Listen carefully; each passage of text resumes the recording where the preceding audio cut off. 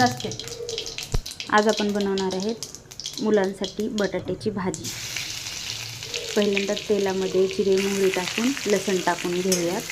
परत त्याच्यामध्ये कढीपत्ता कांदा चांगला फ्राय करून घेऊया। कांदा लालसर तळून घेतला की त्याच्यामध्ये मिरची, तुमचे मुलं तिखट खात नसतील तर मिरची स्किप करू शकतात। झालं ना, मिरची आणि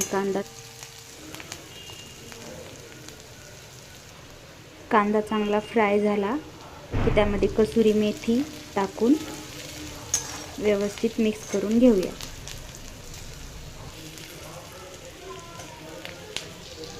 कसुरी मेथी टाकल्यानंतर त्याच्यामध्ये कोथिंबीर, हळद टाकून व्यवस्थित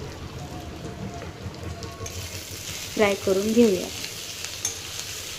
सगळा मसाला एकजीव झाल्यानंतर त्यामध्ये आपण बटाटे टाकून घेऊया। बटाट्यावर चवीनुसार मीठ टाकून व्यवस्थित मसाल्यामध्ये मिक्स करून घेऊया आणि बटाटे मसाला मिक्स झाल्यानंतर आपण 10 मिनिटे झाकून ठेवणार आहे।